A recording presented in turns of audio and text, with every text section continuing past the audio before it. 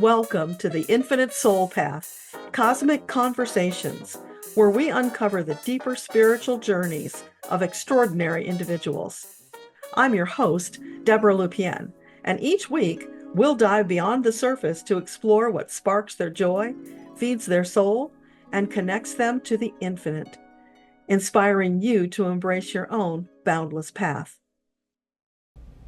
Today's guest is Reverend Dr. Elena Skyhawk, soul whisperer, spiritual healer, and wedding officiant. Dr. Elena began her metaphysical journey as a small child, engaging in captivating conversations and encounters with animals and spirits.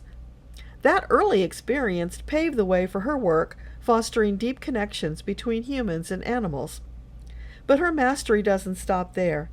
Dr. Elena is also an expert in healing through dream interpretation, past life regression, and shamanic journeying, guiding individuals toward personal transformation. She's an incredible human being who has been diligently working to heal Gaia quietly, without accolades, for years. She doesn't often talk about her planet healing work, but today I'm going to put her on the spot and ask her to share, because she deserves recognition and appreciation for her service.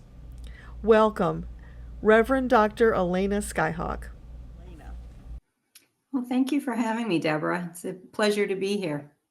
Yeah, so let's jump right in and tell us a little bit about your planet healing work, because I know a lot of people are totally oblivious that this is even going on, and you have dedicated a large portion of your life to healing Gaia. I have. It's a subject that's very dear to my heart. I mean, because it is our planet that we live on, and the last thing we want to do is to destroy her, because it would not, the ripple effect not only affects what happens on Earth, but it goes out to all the other planets. And I started the work kind of like with my mentor, Serge. When I started working more fully with him. He taught me about ley lines, which I had never heard of. So it was a fun thing that you could, because sometimes they do go off course. And so what we would do, and people could feel it in their homes. It's like, why all of a sudden is this happening to my yard? It's flooding where it never flooded before. It's doing this. It's the animals are afraid to come into the yard, or there's too many coming in. And so then we would go out and literally energetically move those ley lines back to where they needed to be. And then peace and harmony reigned again in the area. And as I got more fully into working on my own, I was introduced to the grandmothers, which is their native elders from around the world have joined together in what they call the net of light. And so I started contributing to that. Whenever I was called to weave more of the web, is in the native culture, it's, grandmother's web, the spider web. And every once in a while, it does erode. So I would go in and weave more golden strands through the web. Well, then I work a lot with Archangel Michael. So he was like, now you need to step it up. And I was like, oh boy. So what he had me start doing is actually putting pillars of light, and he would give me the location of where they needed more light. And sometimes it would be Africa, sometimes it would be Iran, sometimes it would be the United States. Wherever the light was needed, more light was needed on the planet, he would have me put down a pillar of light and then attach it up to the net of light so that it would anchor it into the earth, for not only for, inhabitants, the human inhabitants, but it also helps the plant life, it helps the animal life, and it helps Mother Earth herself. And so these pillars of light, are they like counteracting what the dark forces are doing? Is that why it's a pillar of light? Yes. It's like it comes straight from the creator, and it is just pure unadulterated light. I mean, it's just like as pure as you can possibly get, and it helps push out the negative forces. It helps push out and when what happens is when the light hit or the negative forces hit that light, it just, it's kind of like a little mini explosions inside that pillar. And that's why it's so important to make sure that pillar is anchored into the earth and to the net that's around the United, or actually it's not around just the United States, it's around the whole planet. Yeah. And these grandmothers you're talking about, these are spirits, right? No, they're actually indigenous people that are alive now. There's the part of the Lakota tribe. There's a couple women from the Lakota tribe. There's some from Africa. I mean, they are literally living grandmothers here on planet Earth.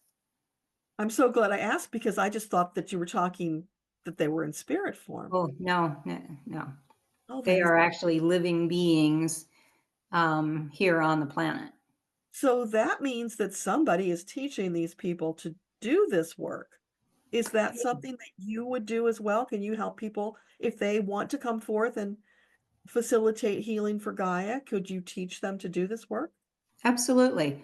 Pretty much anybody can do it as long as you make the commitment to, like, I want to do my part to save the planet.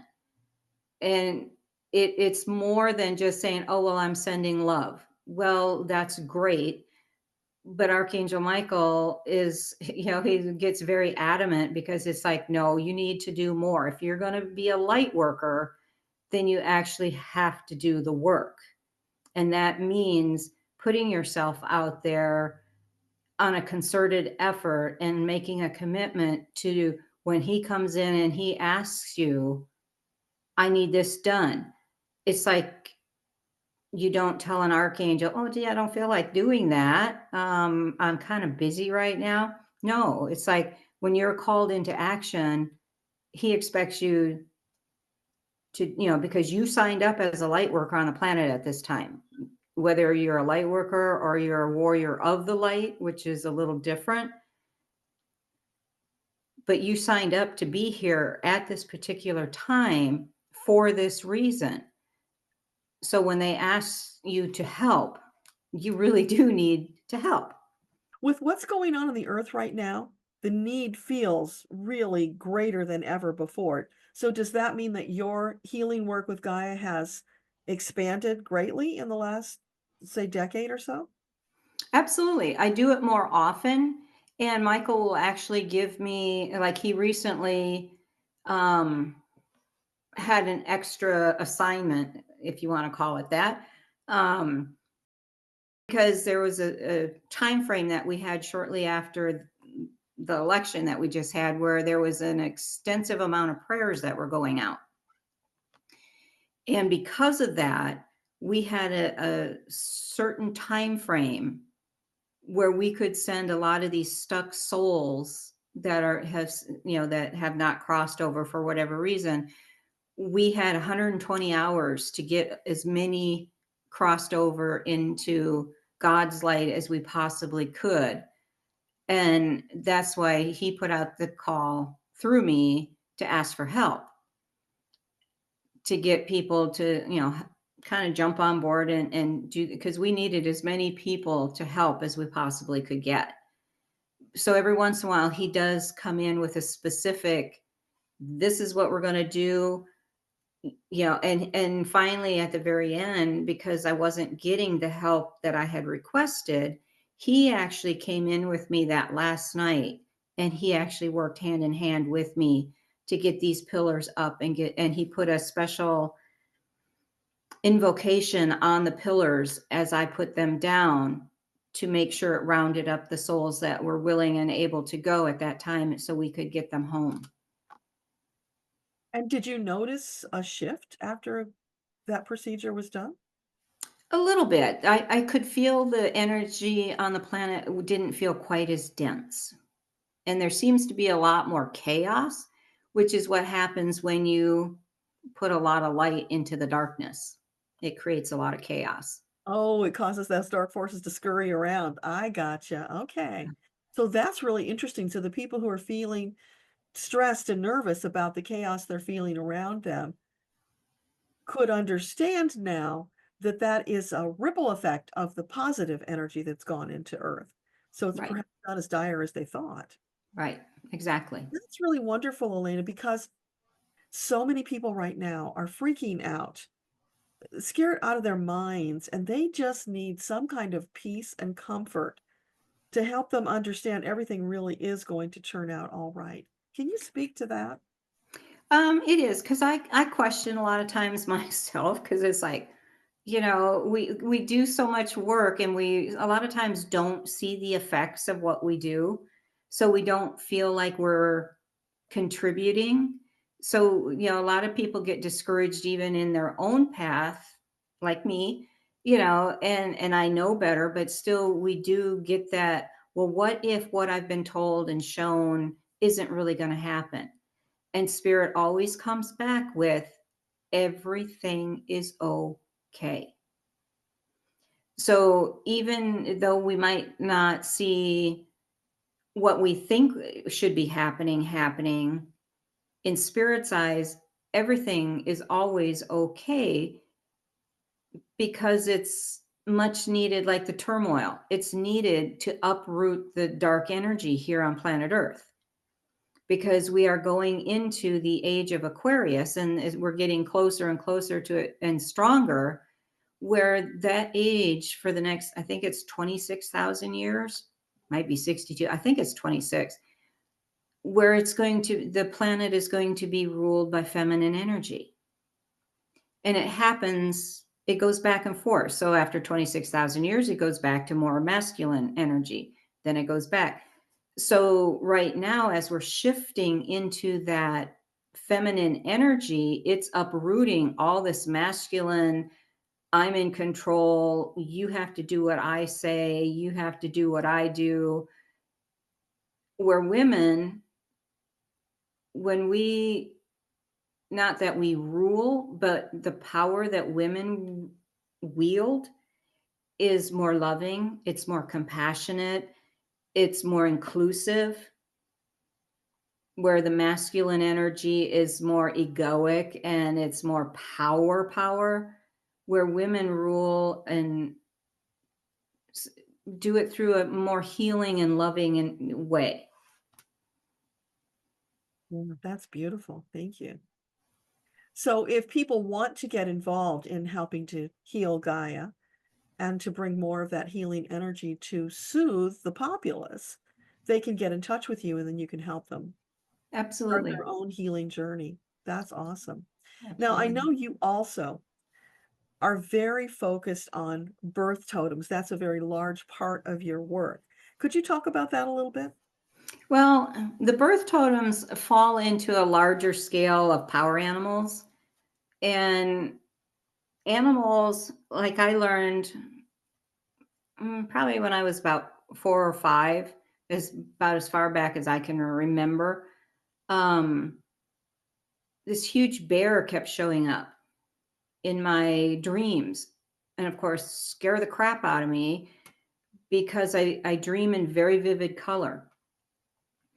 And this bear would show up while our family was camping. And she would literally tear apart every family member. And so I would literally see, body parts flying all over the place. And when you're 5 years old, that's scary. So Sure. I would wake up screaming because the bear would never touch me. It would walk up to me and look at me, but it would never touch me. So I would wake up screaming bloody murder. And, after a while, my mom got a little tired of it. It's like, oh, it's just a nightmare. Shut up and go back to bed. Well, it wasn't just a nightmare. Those animals, when they show up like that, they're there as protectors. And the bear has been like my main power animal, and because I don't know what year, or not the year, I don't know what exactly month I was born in. Spirit has given me an idea, but we don't know for sure. So it's kind of hard to say what my birth totem really is, but it follows the cycle of the calendar, and each month has a different animal, fish, bird assigned to it. and the different characteristics. So if you're like a Virgo, I think the bear, the brown bear, is the birth totem for the Virgos. And so when you look at the characteristics of that animal, because it will also list the plants that you can use, it'll list flower essences that you can use, crystals that you're going to be more drawn to, that will help you in your path more. And then of course it goes into your power animals, and then there's life theme, totems, there's lesson totems. And that brings in, if they really want to get you a message, as I have found out when I had the eagle fly into my face with the claws out because I wasn't paying attention. That kind of freaked me out because those claws are big. I don't know if you've ever seen the eagle claw like up close and personal. When it's coming right at your face, you pay attention. And then the most recent one I had was a snake. Now, I've always been very attuned to snakes. I've loved snakes. I used to catch them as kids and bring them home. But when they show up in your bathroom, hissing and lunging at you, that's a different story. So these animals are here to teach us, are here to get us to wake up, because this planet also belongs to them. And we don't have the right to destroy their home. So why was the snake in your bathroom? I think it was just messed up. No, but seriously, it took a wrong turn somewhere. Snakes are all about transformation. If you've heard of the Kundalini, it's also associated with the medical caduceus, but snakes are about transformation. And they're about, if you've ever been around snakes a lot, when they shed their skin, it's a long drawn out process. They don't just off they go. It's a process of pulling out of that skin and leaving the old behind. And then it keeps going. If you notice, the snake never turns around and says, oh, I think I'll take this piece of the skin with me and this piece of the skin with me. No, it's all about moving out of what no longer serves you, what is you have grown out of, and transforming into something new and going forward in that new energy. So when it showed up here, again, Bearheart was the protector, because he's the one, that's how I noticed the snake was in there, because I heard all the noise. And he was slapping at it and smacking it down, and the snake was just lunging and hissing. And then it saw me when I came in the bathroom, and it started lunging and hissing at me. And I was like, uh-oh. So it made me stop to think, what in my life is it time to let go of, to move away from, transform into the being I am becoming, and then making sure to leave that old me behind. That's a lot to take in. So for the regular person who doesn't have your background and understanding, how do the spirit animals work in their lives if they're not even aware of them? Well, a lot of times you'll find out that especially with the birth totem or even a power animal, you'll have a connection to them without probably even realizing it. There's people that have a very strong connection to rabbits, and there's like they have a stuffed rabbit, and they always have to have that stuffed rabbit. And if it gets torn apart or old or gets lost, they freak out because they don't have their rabbit. Well, that rabbit is their animal. It's their power animal. And that's why they are because without your power animal in your life helping, there's and that's why we do shamanic journeys to the lower world, to find somebody's power animal, because those animals need to be with us. They help us on our journey while we're here. They're here to teach us. just as much as we're here to teach them. We have a lot of lessons as humans that we need to learn, and that's what the animals do. It's like when I was a kid, I had a stuffed baby crocodile. I don't know if it was a crocodile or an alligator. And I was devastated when it finally fell apart. And my mom was like, no, you need to. And I was in college at this time. You need to throw the stupid thing away. It's getting stuff all over the place. And it's like, but mom, no, it's like, that's my alligator. So that energy, whether we realize it or not, is working with us and for us. But So, you do find a connection. Like a lot of people are drawn to horses and they don't know why.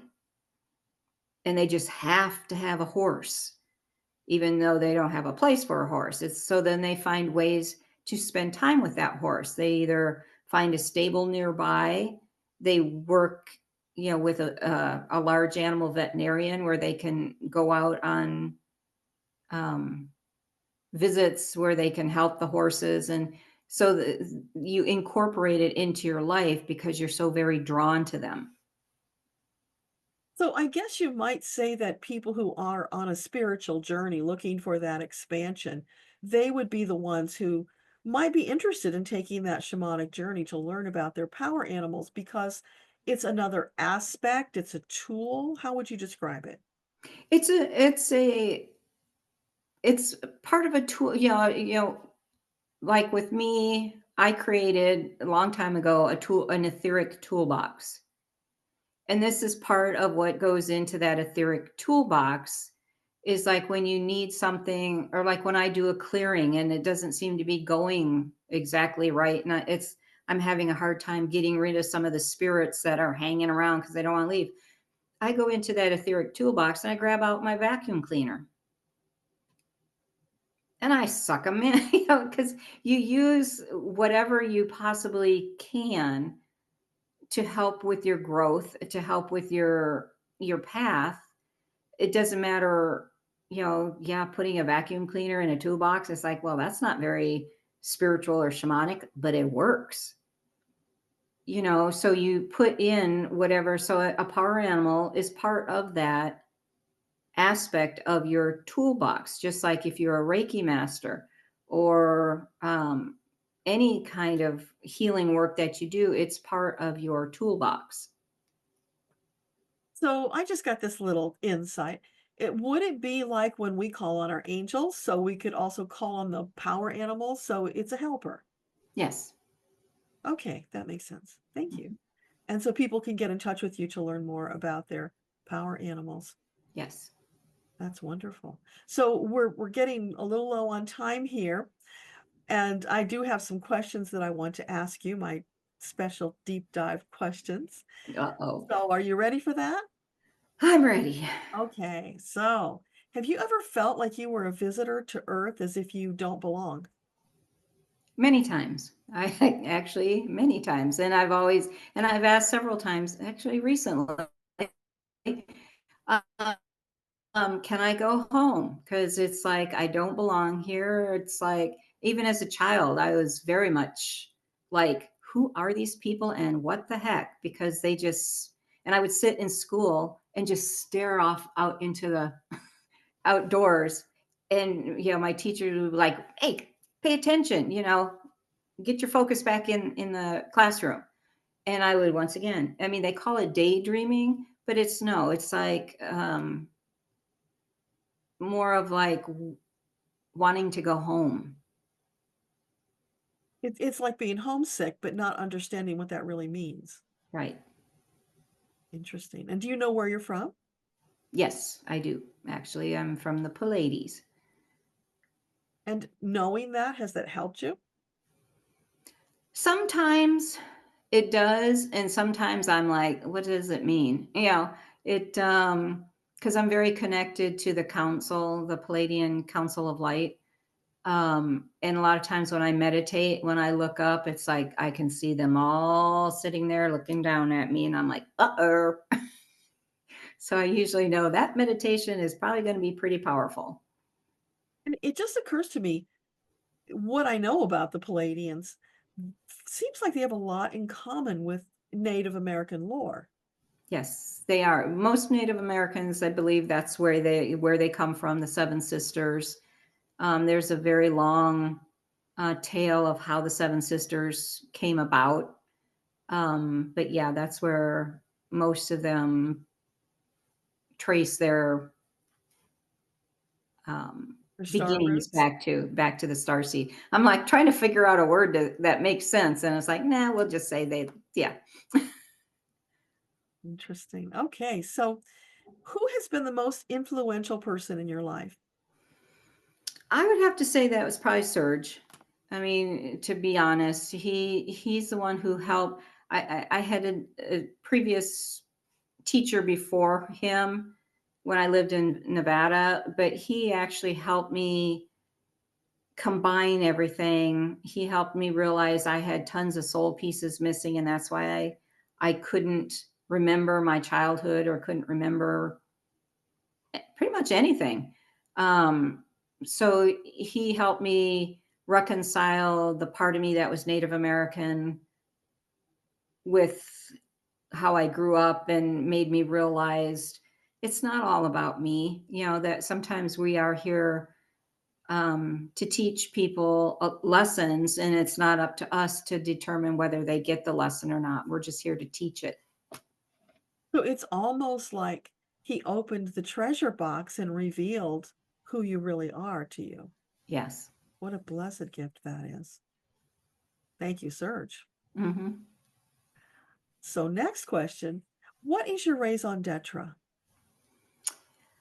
Well, I've been searching on that for a while and was have been getting frustrated. And I finally confronted my guides last night because I'm like, okay, we need to really know, because I've seen my Akashic records. I saw the front page of the book of my life long ago when they showed me what I was here to do. And it just kind of like, yeah, right, whatever.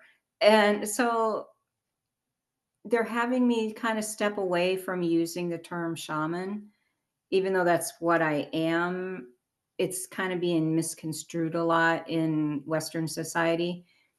So after yelling at him again last night and kind of not being so nice, I asked, or in between the rantings that I was doing, very softly, they came in and they said, "You are a soul whisperer." And I was like, "A what?" Because I had never heard of that before. So I asked them if they could explain what a soul whisperer was, because it really is the essence of why you're here. So I will read to you what they told me it means, because I haven't technically learned it completely yet. But as a soul whisperer, I gently guide souls to awaken to their highest potential of love, because that's what we are technically all should be doing. Is if you're on the path, you're here. As the natives, we call it the red road of spirit. It's all about bringing love back onto the planet, along with balance, harmony, and peace. And that's beautiful. And because you and I did a soul introduction a long time ago, I happen to know that an aspect of your gift is divine love and healing. Mhm. Yeah. So it fits together so perfectly and beautifully. And I believe just from knowing you that that really is at the crux of everything that you do, whether you were able to verbalize it or not. Yeah, that was the hard part, is the verbal, like finding it's like when you're a healer, it's like, oh yeah, so what? I'm a healer. So is a lot of people, and so what is it I'm really here to do? And it always comes back to love. Yeah. And that message has been coming through like the beating of a drum for a long time, Yeah, especially in the time that we're living. We need more love. That's yeah. beautiful. Thank you. So, can you describe a pivotal moment in your life when everything changed? Hmm. There's been quite a few. I think the most recent one was about, what year are we in? 20? So it was probably about 14 years ago when I was attacked at work, almost strangled to death, and was not, the doctors still can't figure out how I survived. And it really helped hone it in on me how much work still needed to be done, not only on myself, but on the planet itself. And one of the things we wanted to find out is just how much healing could happen, because the medical science can only go so far. Especially when you have crushed cartilage in your neck, you have, this and that or whatever, emotional trauma. So a couple of friends of mine and I decided to try the holistic. We wanted to see what would happen, and we didn't let each other know who was doing what. But we picked a time frame, and one of us worked with Reiki, one of us worked with crystals, one of them worked with flower essences and the plants and stuff like that. And it was amazing how quickly the healing happened.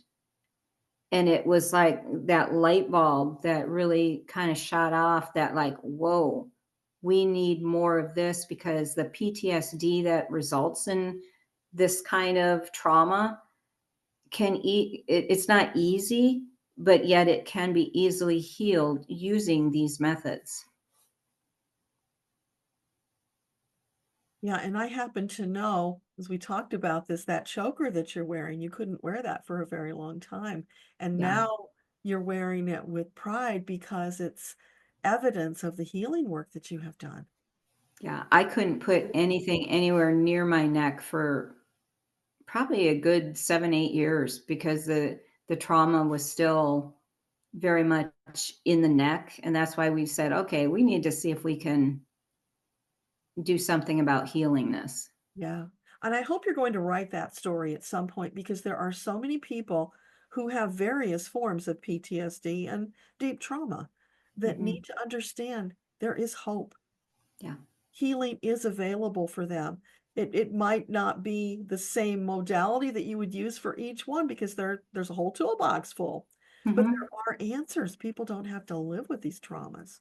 Exactly. Yes. Yeah, and you're a beautiful representative of that, so thank you. Thank you. The last question: what is the legacy that you want to leave behind?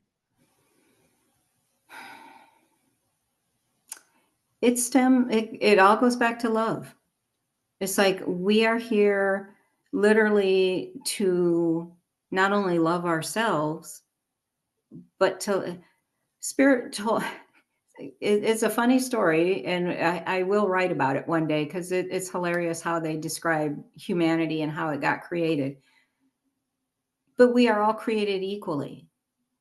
Nobody is better than anybody else. No color is any better than any other. Man is not better than woman, or woman better than man. And that legacy of love needs to be everywhere. Everything we do, everything we say, everything we think, everything we are. Every one of us, it's like you don't have to, but it would benefit humanity and the planet to bring that love more fully and anchor it into us. And then by anchoring it into us, we anchor it into Mother Earth, which means she can heal faster and do her awakening quicker and with less trauma than what we are seeing in the world right now. Yeah, because everything's connected, isn't it? Yes, we are. And that's one of the terms of, the Lakota use is Mitakiwe Oyasi, which means we are all related.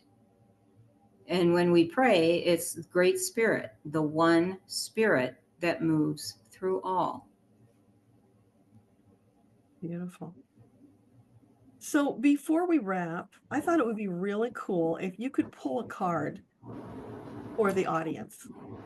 I just happened to get some new ones because my other ones are in storage. So Hay House had a beautiful sale going on. So let's pull a card and see what energy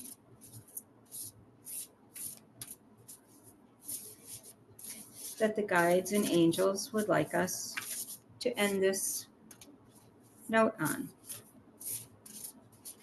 And see what they say.